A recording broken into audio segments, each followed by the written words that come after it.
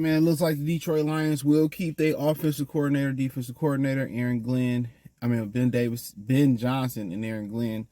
Let's talk about it. Check out Detroit Lions Talk playlist. Thumbs up the video, share the video, subscribe to the channel.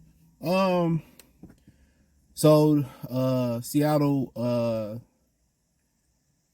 I think they hired somebody. They hired ex-Michigan defensive coordinator Mike McDonald. He left Michigan after 1 year and went back to Baltimore, and he's the head coach of Seattle. And Washington filled the last vacancy as of right now with Dan Quinn, ex-Seahawks defensive coordinator, ex-Dallas Cowboys, ex-Dallas Cowboys defensive coordinator now. And I didn't really understand, real quick, the Commanders hire. If Seattle didn't want to bring Dan Quinn back, and Dan Quinn defense got ripped in one of the biggest games of the year for the Cowboys, why would you bring him into fucking Washington? I'm just trying to figure that out. I never really understood what was so hot about Dan Quinn. I mean, I literally don't. Maybe I'm wrong. Those were bottom of the barrel job. Well, I wouldn't say Seattle was a bottom of the barrel job, but Washington definitely was from the standpoint. It's one of the top 10 historically all, franchises as far as winning in the NFL. But you don't got no quarterback. Seattle, they got Geno at least, but really they don't have a quarterback at the future neither. So, I mean, those are not desirable jobs. I mean, the only desirable job really was out there, in my opinion, when you just talk about quarterback and having a good talented roster, was the Los Angeles Chargers. So I knew Ben Johnson turned down Carolina. You looked at Washington, you looked at, Seattle, you like, nah, ain't really nothing going on. Atlanta, and none of these jobs were really, really good, and I think right after LA, the next, the Chargers, the next attractive job probably would have been Chicago had they, moved on from Matt Eberflus. With them having 2 top 10 picks, the number 1 overall pick, and then having another pick inside the top 10, I think they would have been very, very attractive destination, but it didn't become open.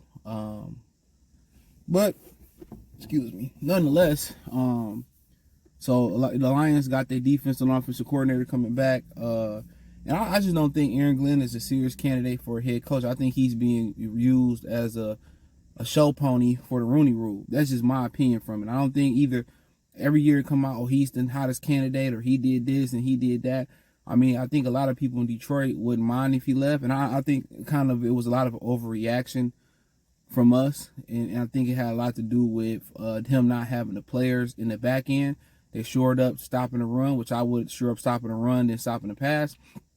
I'll do that first. And now if he gets some toys to play with, I just found out later in the season they kind of figured it out. His blitzes were good. They was disguised well. When he got better players to play with and guys got healthy, it looked like a different defense. I mean, I think he schemed the hell out of the back end. And really, it's not the back end. It's just the cornerbacks. When they get some cornerbacks, and maybe another edge rusher in the interior defensive, guy that can help them out in the middle and push the pocket in the middle, especially, I think he'd be able to do whatever he want to do. I think this year they laid a ground base for being a better zone team. They learned to be better. The zone got better and better. And I think next year you get some better corners, they'll be able to be a great man and zone team. And that's what you really want. And that's one of the reasons Baltimore lost to Kansas City. They came in with a mindset, oh, these the weak ass receivers, we still gonna play man, we gonna play man to man, and that's their problem. You can't just say I'm gonna come in and play man to man with Patrick Mahomes. And Andy Reid, they sat it there and they schemed it up. You gotta disguise. If Mahomes, Manning, Brady, Montana, Reno, Elway, they know you a man to man, and they got an offensive mind behind you, they gonna carve your ass up like a turkey. That's just the facts.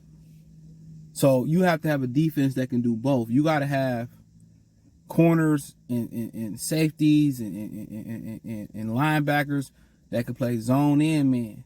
Neither one of them is really a weakness. They both are strength. Maybe the man coverage might be a little bit more strength. That's the thing about it. You know what I'm saying? And when you come in there saying we gonna play man underneath, you're gonna get burnt.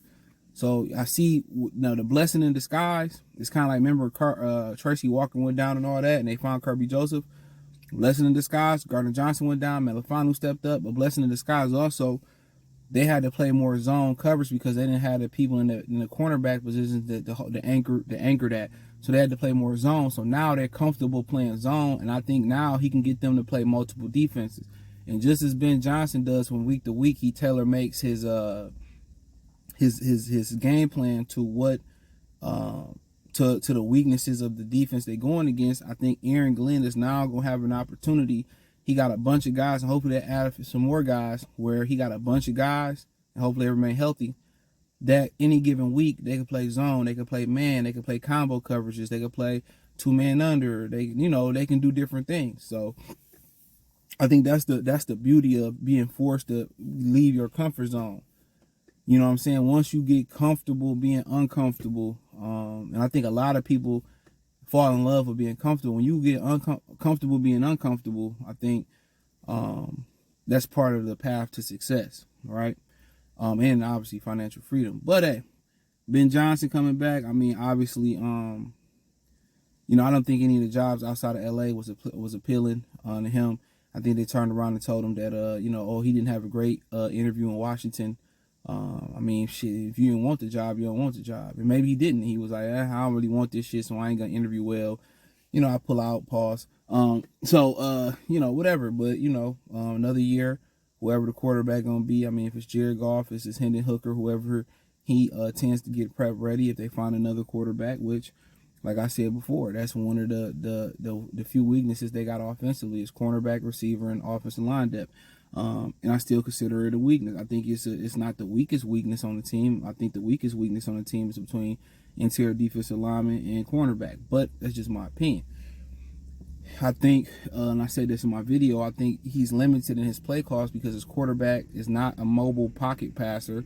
He's not a mobile pocket guy. And he's not mobile overall, and he lacks the arm strength to consistently make the throws down the field and outside the numbers.